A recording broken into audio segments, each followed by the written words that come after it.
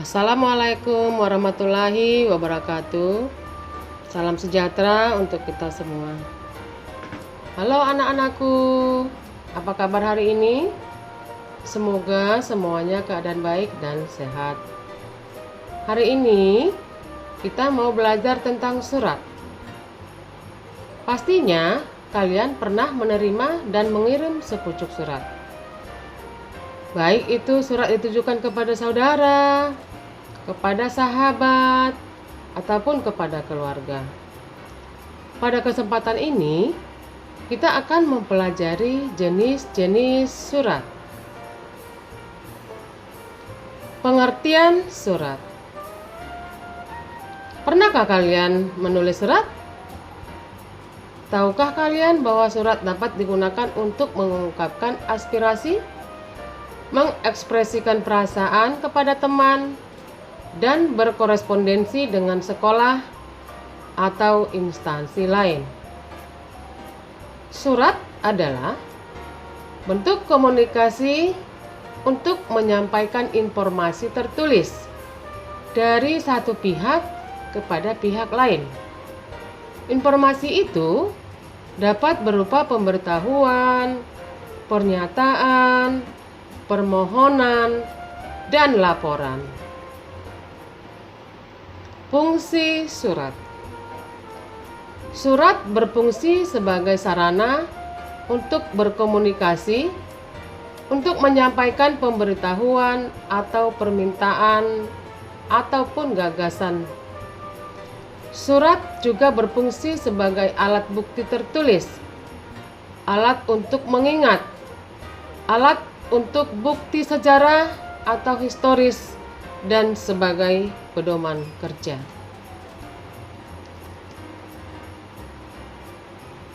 Jenis-jenis surat. Bila ditinjau dari segi bentuk, isi, dan kebahasaannya, surat itu dapat dibedakan atas 3 jenis, yaitu surat pribadi, surat dinas, dan surat niaga atau surat dagang. Ada 3 jenis surat yang akan kita pelajari pada kesempatan ini. Pertama, surat pribadi. Surat pribadi adalah bentuk komunikasi tulis yang dilakukan oleh seseorang kepada orang lain sebagai pribadi atau perorangan. Yang kedua, surat dinas adalah surat yang ditulis dalam situasi formal dan untuk kepentingan formal. Misalnya, surat tugas, surat permohonan, surat keputusan, dan lain-lain. Yang ketiga, surat niaga adalah surat yang berkaitan dengan persoalan bisnis. Misalnya, surat penawaran, surat pesanan, dan surat pengiriman barang. Bagian surat pribadi. Surat pribadi berisi unsur-unsur sebagai berikut. Pertama, tempat dan tanggal surat. Kedua, alamat surat. Ketiga, salam pembuka. Keempat, kalimat pembuka. Kelima, isi surat. Keenam, kalimat penutup. Ketujuh, salam penutup. Kedelapan, tanda tangan. Dan yang terakhir, nama pengirim surat. Bagian-bagian surat dinas. Pada dasarnya, struktur surat dinas tidak jauh berbeda dengan surat pribadi. Struktur surat dinas dimulai dari 1. Kepala surat atau kop surat. Kemudian, 2. Nomor surat, lampiran, dan perihal. Ketiga, tanggal surat. Keempat, alamat surat. Kelima, salam pembuka. Keenam, salam kalimat pembuka. Ketujuh, isi surat.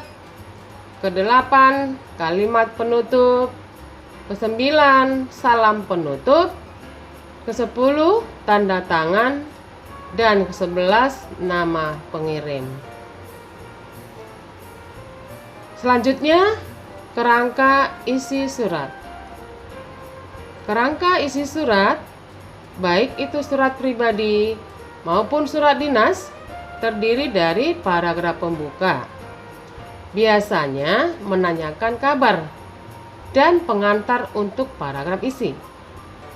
Paragraf isi yaitu hal-hal yang ingin kita sampaikan.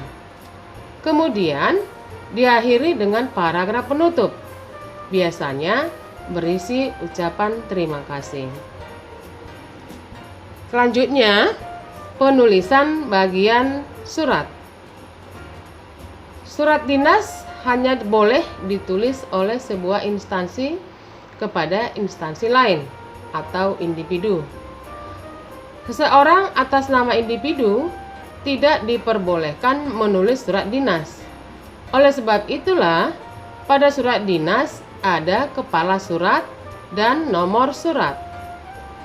Kepala surat yang lengkap terdiri dari nama instansi, alamat lengkap yang terdiri dari nomor telepon, nomor kotak pos, dan lambang atau logo.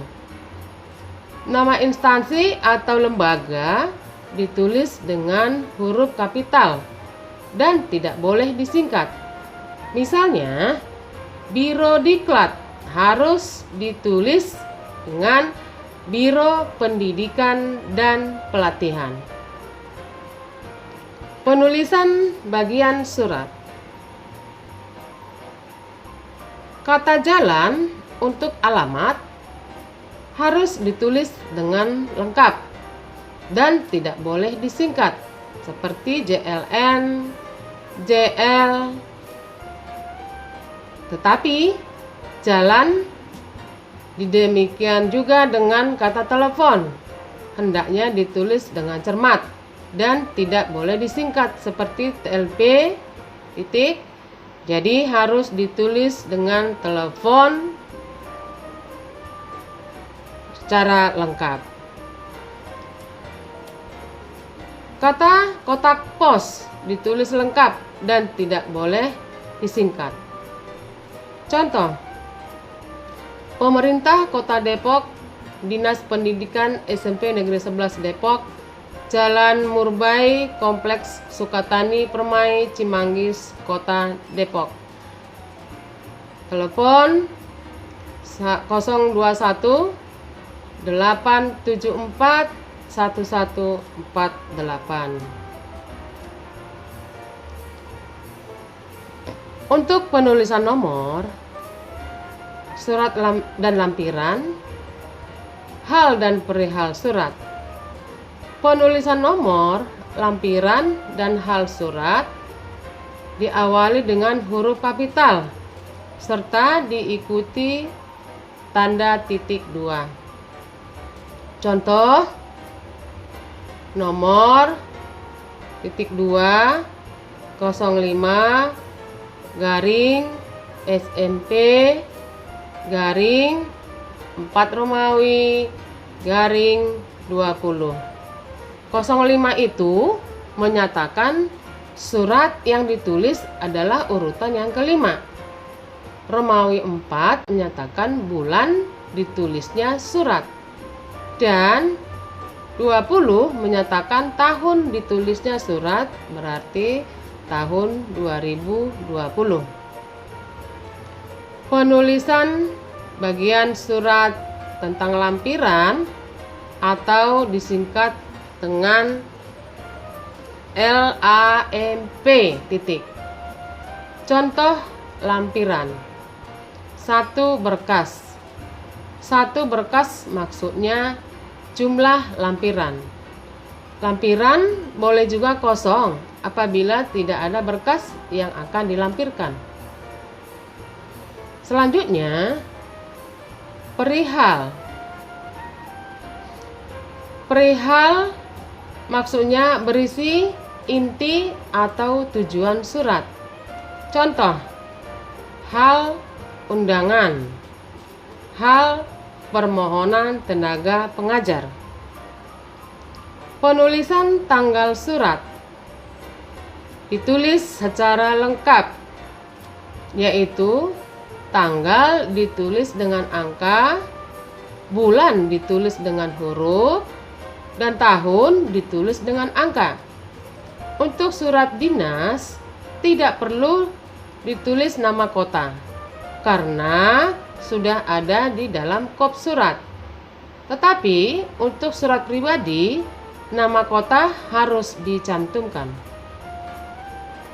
Selanjutnya, untuk surat dinas tidak perlu ditulis nama kota karena nama kota sudah tercantum pada kepala surat.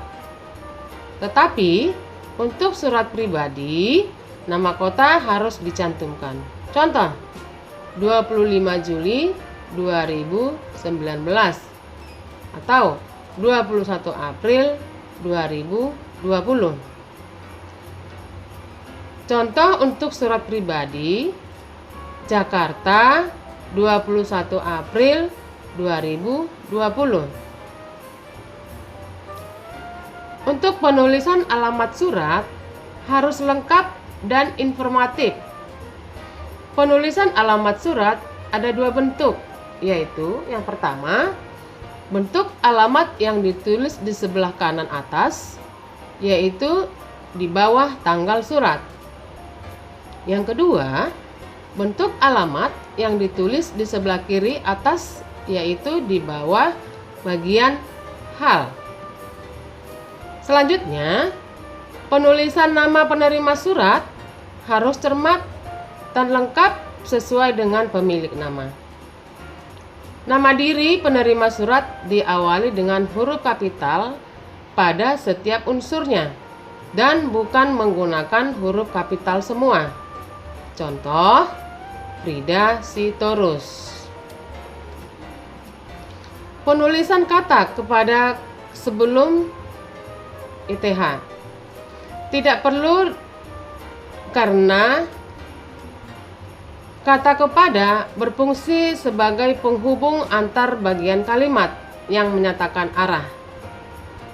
Berikutnya, sapaan Bapak, Ibu, atau saudara di depan nama jabatan dan gelar tidak diperlukan.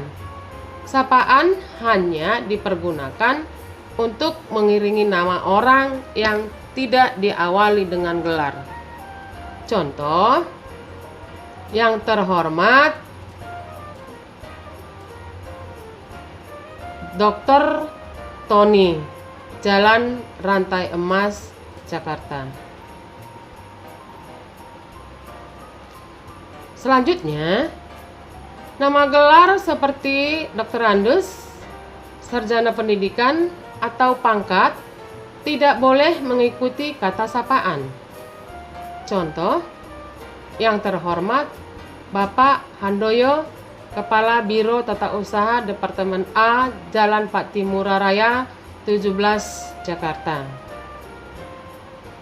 Berikutnya, penulisan salam pembuka dan salam penutup diawali dengan huruf kapital dan diakhiri dengan tanda koma.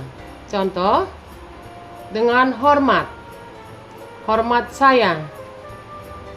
Kata dengan ditulis huruf kapital, kata hormat ditulis huruf kecil.